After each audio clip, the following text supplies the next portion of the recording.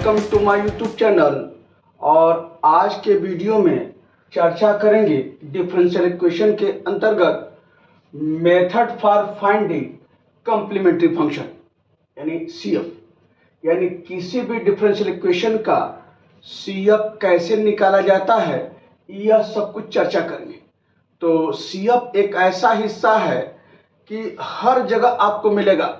जब भी सॉल्व करेंगे differential equation of higher order में, तो हर जगह सीएफ निकालना है। एक बार सीएफ का तरीका जान जाइए, कौन कौन से केस पर सीएफ कैसे निकालते हैं, उसका उपयोग पूरे यूनिट भर काम कीजिए। कभी सीएफ नहीं बदलेगा। जो तरीका आपके पास आ जाएगा एक बार, वह पूरे यूनिट में हर क्वेश्चन में सीएफ उसी ढंग से निकलेगा। जो चेंज होता है पीआई चेंज होता है, सीएफ जस का तस रहता है। वह केस कौन कौन से केस हैं जहां सीएफ निकालने के तरीके क्या क्या हैं, वो सब बताएंगे। और फिर उसका जो है पूरा यूनिट भर सीएफ का उपयोग कीजिए। तो क्या तरीका है method for finding complementary function में, यानी in finding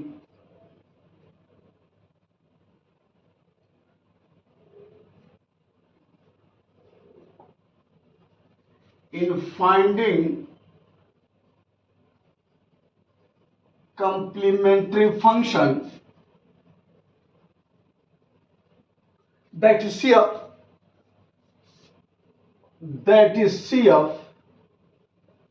the right hand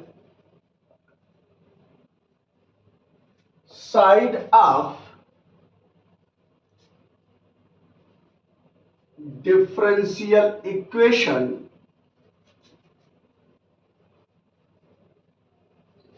is replaced by zero,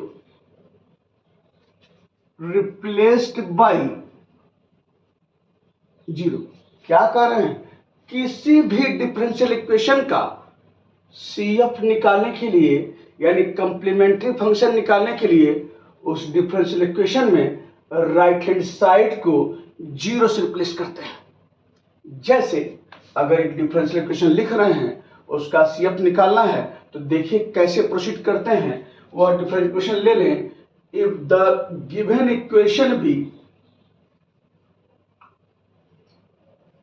अगर वह इक्वेशन है d2y upon dx square plus p dy by dx plus qy equal to r, यह एक डिफरेंशियल इक्वेशन है। और अगर सीएफ की बात करें तो मैंने क्या कहा है कि सीएफ निकालने के लिए राइट हैंड साइड को जीरो से रिप्लेस करते हैं। तो जीरो से रिप्लेस करने के बाद वहां से सीएफ का काम शुरू होता है। तो मान लेते हैं जो आप यहां पर सीएफ निकाल रहे हैं, वह let y equal to c1 e का power mx be the complementary function, that is CF. किसका है कॉम्प्लीमेंट्री फंक्शन? सीएफ। यानी क्या करेंगे, राइट हैंड साइड को जीरो से रिप्लेस करेंगे, d2y upon dx square plus p dy by dx plus qy equal to zero. तो CF निकालने के लिए मैंने बोला है ना, किसी भी डिफरेंशियल इक्वेशन का सीएफ निकालने के लिए राइट हैंड साइड को जीरो से रिप्लेस करते हैं। तो मान लिया जो जीरो से रिप्लेस करने के बाद y बराबर c1 e का पावर mx एक कॉम्प्लीमेंट्री फंक्शन मिला है। आप जब इस डिफरेंशियल इक्वेशन को राइट हैंड साइड को जीरो से रिप्लेस किए। अब क्या करना है, यहाँ जो टर्म लिखे हैं यहाँ से सब मान y बराबर ये है, सारा मान निकाल कर इसमें रखिए। तो देखिए क्या क्या चीजें दिख रही हैं। तो यहाँ y है तो y यहाँ रखेंगे, dy बाई dx चाहिए, यहाँ से निकाल लीजिए, d2y बाई dx स्क्वायर चाहिए, यहाँ से निकाल लीजिए और निकाल कर रखिए। देखिए क्या रहा है, तो यहाँ पर क्या है, y बराबर c1 e का पावर mx है। तो फिर लिख देते c1 e का पावर mx। तो यहाँ से अगर dy बाई dx निकालिए, x के रिस्पेक्ट में डिफरेंशिएट करेंगे, तो ये c1 तो कांस्टेंट है और ई का पावर एम एक्स, यानी पूरे को एक्स मान लें, कैपिटल एक्स, ई का पावर एक्स का फॉर्मूला, ई का पावर कैपिटल एक्स, ई का पावर कैपिटल एक्स क्या होगा, ई का पावर कैपिटल एक्स यानी एम एक्स, यानी ऐसे समझिए ई का power M X D by D X, ये है पूरे को एक्स मान लेंगे तो ई का पावर एक्स, ई का पावर एक्स का डिफरेंशिएशन, ई का पावर कैपिटल एक्स क्या है, कैपिटल एक्स एम एक्स। अब चूंकि एक्स तो है नहीं, हम तो कैपिटल एक्स मानकर इसको जो है स्टैंडर्ड फॉर्म में बनाए हैं, तो बगल में क्या लिखेंगे, d by D x of M x बराबर क्या आ गया यहाँ पर, d by D x m x, m आपका है और यह है ई का पावर एम एक्स। तो यहाँ पर C1 ई का पावर एम एक्स है, तो आपने C1 कांस्टेंट है, ई के पावर एम एक्स को डिफरेंशिएट किया, ई का power M X into D by D x of M X क्या होगा, यम। तो मैं यहाँ पर लिख देता हूँ यम ई का पावर एम एक्स आपका ये सम, और d2y by D x square में चाहिए तो यहाँ ई भी निकाल लीजिए, d2y upon D x square. तो ये C1 देखिए ये तो कांस्टेंट है, अब फिर e के पावर mx को फिर डिफरेंशिएट कीजिए x के रिस्पेक्ट में, तो e का पावर x का क्या आ जाएगा, e का पावर mx का डिफरेंशिएशन यम e का पावर mx आपके यहाँ पर। तो देयरफॉर क्या आया, d2y upon dx square C1 M into यम यम स्क्वायर, और यह क्या है e का पावर mx। तो सब निकल गया, अब सारा मान उठाकर इसमें पुट कीजिए तो देखिए क्या दिख रहा है,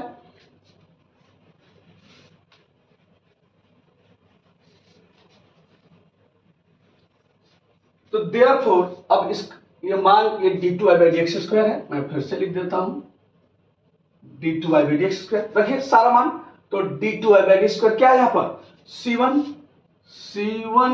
यम स्क्वायर ई का पावर mx, ये देखिए d2y D square plus p dy by dx क्या निकाले हैं, C1 यम ई का पावर mx ये है, और प्लस q कांस्टेंट है, और y क्या है आपका C1 ई का पावर mx बराबर 0, ये देखिए सामने। अब फिर देखिए लिखने के बाद सब में कुछ कॉमन दिख रहा है, कॉमन क्या है, कॉमन आपका है C1 ई का पावर mx, तो निकाल लीजिए, तो C1 ई का पावर mx कॉमन है, अंदर क्या आया यम स्क्वायर अब प्लस pm अब प्लस q बराबर 0, तो यहाँ C1 ई का power mx m square, C1 ई का पावर mx pm और C1 ई का पावर mx q और बराबर 0 हो गया। या हम इसको ऐसे भी लिख सकते हैं, यह देखिए C1 ई का पावर mx किसी के बराबर है, ये किसके बराबर है, y के, तो लिखिए यहाँ पर y यम square plus pm plus q बराबर 0, या इसको ऐसे लिख सकते हैं यम square plus pm plus q और y को इधर लीजिए y बराबर 0, यह आपका इस रूप में है।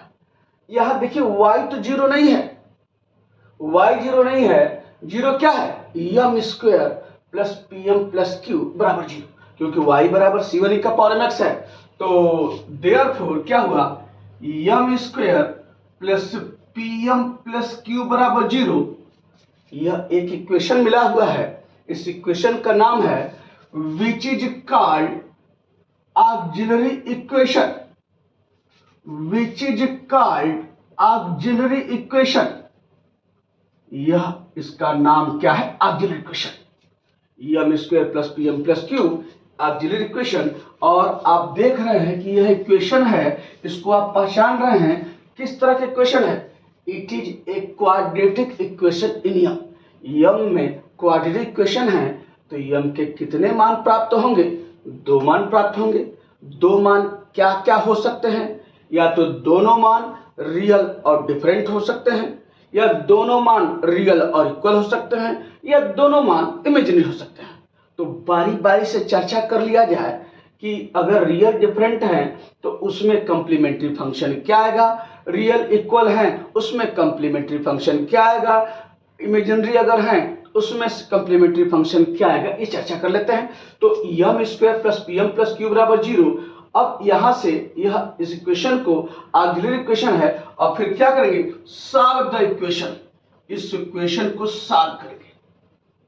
तो सॉल्व करने पर केस नंबर 1 अगर बात करें, मान लिया जो सॉल्व करने पर जो यम के मान हैं वो दोनों मान रियल और डिफरेंट है। यानी क्या है, if the roots are real and different,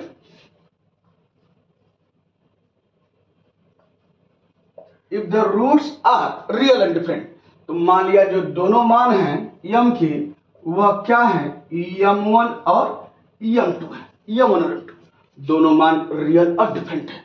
उस केस में कॉम्प्लीमेंट्री फंक्शन क्या लिखते हैं यह जानिए। देयरफॉर कॉम्प्लीमेंट्री फंक्शन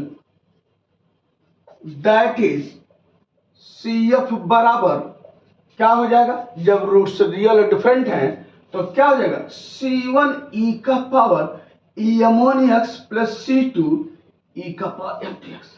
जब रूट्स रियल और डिफरेंट होते हैं तो CF इस ढंग से लिखते हैं, C1 e का power m1x plus C2 e का पावर m2x। मान लिया क्वाड्रेटिक इक्वेशन की बजाय क्यूबिक इक्वेशन हो यम में, तो यम के कितने मान मिलेंगे, 3 मान मिलेंगे। मान लिया वहां अगर तीनों मान क्या है, यम1 यम2 यम3 तीनों मान है, तो उस केस में CF क्या लिखेंगे, उसी तरीके से C1 e का पावर m1x C2 e का power m2x plus C3 e का पावर m3x। यह एक चीज और जानिए, आप सोचें कि यहां C1 की बजाय C2 लिख दें m1 के साथ, यहां C3 लिख दें, यहां C1 लिख दें, तो भी कोई फर्क नहीं पड़ता है। यानी आपका जो है यह नहीं कि C1 इसी के साथ लिखा जाए, ऐसा कुछ कंपल्सरी नहीं है। आप C1 इसके m2 के साथ भी लिख सकते हैं e का पावर m2x, यहां लिख सकते हैं C1 को लिख सकते हैं C1 e का पावर m3x। तो यहां पर यह नहीं है कि आपको फिक्स है कि इसी के साथ लिखना होगा। जब m बराबर रूट्स नंबर में मिलेंगे तो ध्यान बस रखा जाता है कि एक क्रम बढ़ता हुआ क्रम दिखे, उस आधार पर हम CF लिखते हैं। यह एक तरीका होता है लिखने का, यह नहीं कि आप बाध्य हैं कि नहीं ऐसे लिखना ही है, ऐसी बाध्यता नहीं है। तो यह CF है जब m1 m2 m3 इस रूप में है। मान लिया m के 4 मान आ गए, m1 m2 m3 m4, तो CF उसी तरीके से C1 e का power m1x plus C2 e का power m2x plus C3 e का power m3x plus C4 e का पावर m4x, इस ढंग से लिखेंगे। तो यह सब जो है जब रूट्स रियल और डिफरेंट है तब की बात कर रहे हैं। और चलिए एक एग्जाम्पल लेकर हम आपको देखते हैं, बताते हैं कि कैसे जो है CF इस रूप में मिलेगा और कैसे लिखा जाएगा। तो चलिए आप केस नंबर 1 चर्चा कर रहे हैं और एक एग्जाम्पल जो है हम ले रहे हैं।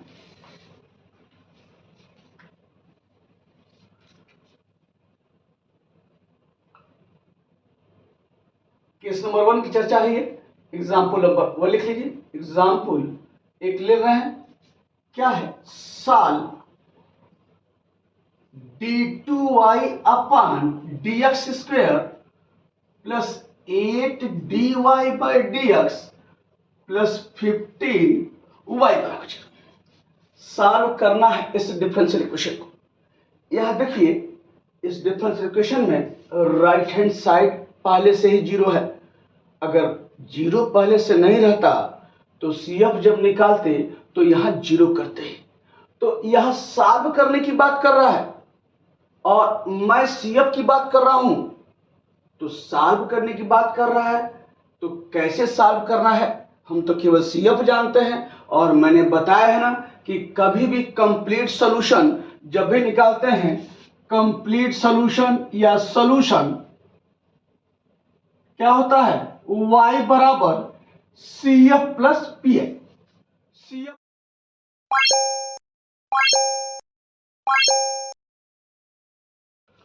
तो complete solution y equal to CF plus PI। जब भी निकालेंगे सॉल्यूशन तो पहले CF निकालते हैं फिर PI निकालते हैं, दोनों को जोड़कर सॉल्यूशन निकालते हैं। अब एक चीज जानिए, PI यानी पर्टिकुलर इंटीग्रल, पर्टिकुलर इंटीग्रल तभी निकलेगा जब राइट हैंड साइड में कोई मान दिया रहेगा, जीरो नहीं रहेगा, कुछ भी रहे, 2 रहे, x रहे, e का पावर x रहे, sin x रहे, cos x रहे, कुछ भी रहे, अगर राइट हैंड साइड में दिख रहा है तो वहां से हम पीआई निकालते हैं और सीएफ अभी बता रहे हैं आपसे कि कैसे सीएफ निकालेंगे। लेकिन यहां पर राइट हैंड साइड जीरो है, यानी कोई फंक्शन नहीं है। इसका मतलब जब राइट हैंड साइड जीरो है तो यहां से हम पीआई नहीं निकाल सकते हैं। इसका मतलब यह है कि पीआई क्या है, जीरो है, यानी पर्टिकुलर इंटीग्रल क्या है, जीरो है, यानी यहां पर। तो इसका मतलब क्या है, पीआई आपका जीरो हो गया। क्यों? क्योंकि राइट हैंड साइड क्या है, जीरो है। तो जब राइट हैंड साइड जीरो है तो इसका मतलब पर्टिकुलर इंटीग्रल जीरो है। तो इसका मतलब सॉल्यूशन किसके बराबर हुआ, कंप्लीमेंट्री फंक्शन ही जो है होगा वही क्या होगा, सॉल्यूशन होगा। यानी y बराबर क्या होगा, CF आपका, अब पीआई क्या है, जीरो। तो जो कंप्लीमेंट्री फंक्शन आएगा वही क्या होगा, इसका सॉल्यूशन होगा। कब? जब राइट हैंड साइड जीरो है तब, यानी पीआई जीरो है तो केवल कंप्लीमेंट्री फंक्शन निकालना है और वही उसका जो है सॉल्यूशन होगा। तो इसको आगे बढ़ाने के लिए पहला काम, जितने भी इस हिस्से में काम करेंगे, सॉल्व करना है डिफरेंशियल इक्वेशन को। तो अगर इस रूप में dy by D x d2y by D x square के फॉर्म में अगर है तो पहला काम उसको ऑपरेटर फॉर्म में लिखेंगे। तो लिखिए पहले, द गिवन इक्वेशन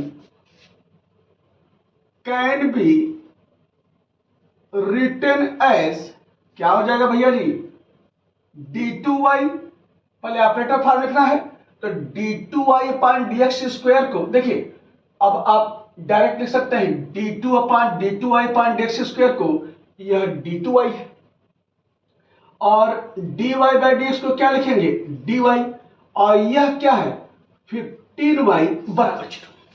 बताया ना कि ऑपरेटर फॉर्म लिखने के लिए dy बाई dx को capital dy, d2y by dx square को d2y, और यह 15y। और यह तय जानिए, देखिए सब में y कॉमन दिख रहा है, तो दिस इंप्लाइज यह y कॉमन लेते हुए क्या आएगा, D square plus 8d plus 15y बराबर 0। यह हमने आपको समझाने के लिखा है। आप यहां से इस लाइन के बाद डायरेक्ट आप ये लिखिए, y सब में कॉमन ही होगा, क्यों एक स्टेप ज्यादा लिखेंगे, यहां पर ये तो सिर्फ समझाने के लिए बता दिया। आप डायरेक्ट लिखेंगे यहां पर d2y by D x square, यानी d2 plus d2 upon D x square, D square 8d by D x capital D 15 और y कॉमन है। तो आप बजाय इसके डायरेक्ट लिखिए ऐसे, वो सिर्फ समझाने के लिए आपको बताया है। तो D square plus 8d plus 15y बराबर 0। अभी बताया आपका एक क्वेश्चन बताया था, एम स्क्वायर जब डिस्कस कर रहे थे pm प्लस क्यू और y बराबर 0, यही था। देखिए वो रूप बन रहा है कि नहीं बन रहा है, बस अंतर क्या है, यहां d है, यहां क्या है, m है, और यहां से आप M square plus pm plus Q बराबर 0 लिखते थे और उस इक्वेशन का नाम क्या लिखते थे, ऑक्सिलरी इक्वेशन। तो अगर हम ऑक्सिलरी इक्वेशन लिखना चाहें, द ऑक्सिलरी इक्वेशन इज, तो क्या करेंगे, जहां जहां d है वहां स्मॉल m रख दीजिए। ये d स्क्वायर है तो क्या हो जाएगा m स्क्वायर, और 8 और d है तो m प्लस 15 बराबर 0 आप कर सकते हैं। देखिए 8m square plus 8m plus 15 बराबर 0, जहां जहां d है हमने m रख दिया है, यही क्या है, ऑक्सिलरी इक्वेशन। अब इस ऑक्सिलरी इक्वेशन को सॉल्व किया जाए। यहां देखिए तो यह 15 है, एक क्वाड्रेटिक इक्वेशन m में है, तो सॉल्व करने के दो तरीके, या तो फैक्टराइज कर लीजिए और नहीं तो सीधा 4 लगा लीजिए।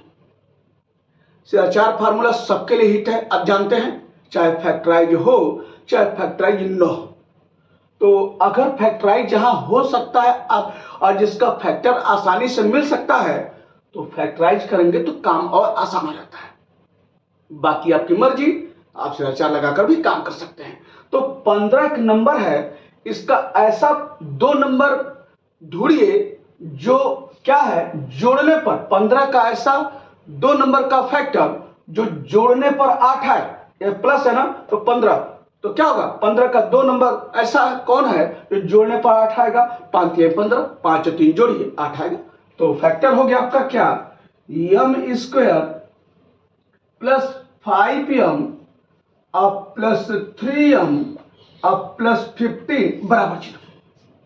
और पेयर बना लीजिए। तो यहां पर ये देखिए m कॉमन है, m प्लस 5, यहां से प्लस 3 कॉमन है, m प्लस 5 बराबर 0। यह आपका क्या आया, m प्लस 5 बराबर और m प्लस 3 बराबर 0 आपका होगा। तो चाहे तो इसको पहले लिख सकते हैं। तो देयरफॉर क्या हो गया, यहां पर लिख सकते हैं m प्लस 3 बराबर 0, m प्लस 5 बराबर 0। तो क्या यहां पर m बराबर -3, m बराबर -5, यानी m बराबर कितना आया, -3 -5।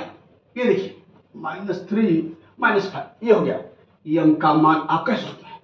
तो m जब निकल गया है, रूट्स कैसे हैं, रियल है। रियल क्या है, जिसमें आई नहीं है सब रियल है। रूट्स रियल हैं और अलग अलग है कि नहीं है, अलग अलग है। तो केस नंबर वही 1 चर्चा कर रहे हैं ना, if the roots are real and different. तो roots are real and different, तो देयरफॉर अब हमको कंप्लीमेंट्री फंक्शन डिस्कस किए हैं, लेकिन हमने बताया है ना कि जब राइट हैंड साइड 0 है तो जो कंप्लीमेंट्री फंक्शन निकालेंगे वो वही क्या होगा, उसका सॉल्यूशन होगा। तो d2y/dx² है तो y बराबर, सब ध्यान रखिए, और d2x/dt² रहता x बराबर, जो ऊपर रहेगा वही बराबर। अगर यह रहे d2x/dt² तो सॉल्यूशन क्या निकलेगा, x बराबर। बाकी और भी हो सकता है, plus dx/dt minus x equal to sin t, x बराबर।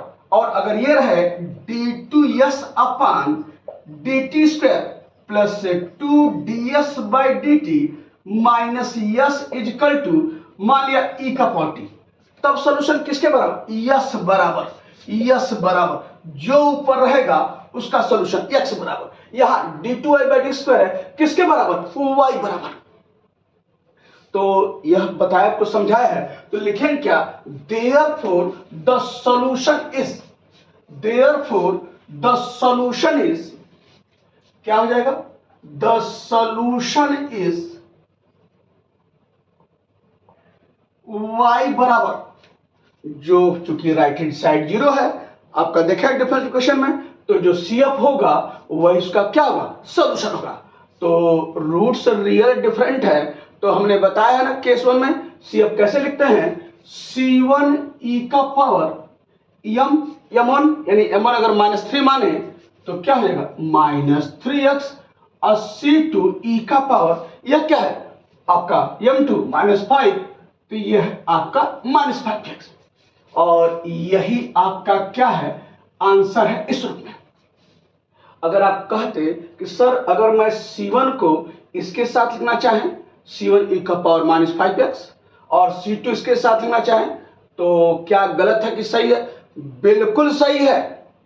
इसमें यह नहीं कि आप इसके साथ ही लिखेंगे, ऐसा कुछ भी नहीं है। आप लिख सकते हैं C1 e का पावर -5x और प्लस C2 e का पावर -3x, यानी यह कह रहे हैं C1 आप इसको लिखना चाहें e का पावर -5x, अगर हम इसको मान लें m1, और C2 e का पावर -3x इसको मान लें m2, तो यह भी बिल्कुल सही है। चाहे ये लिखिए चाहे ये लिखिए, यह इसमें कोई दुविधा नहीं होनी चाहिए कि सर ये लिख दिए हैं ये सही है कि ये सही है, दोनों सही है। तो यह जो है केस नंबर 1 पर हमने बताया है कि रूट्स अगर रियल और डिफरेंट अगर हैं तो CF कैसे निकलेगा, यही चर्चा किया है केस नंबर 1 में। और आपको नेक्स्ट वीडियो में केस नंबर 2 की चर्चा करेंगे, जब रूट्स जो है यानी m² + pm + q बराबर 0 जो ऑक्सिलरी इक्वेशन है, अगर उसके रूट्स रियल और इक्वल अगर हैं तो कॉम्प्लीमेंट्री फंक्शन कैसे निकाला जाएगा वह सब बताते हैं नेक्स्ट वीडियो में।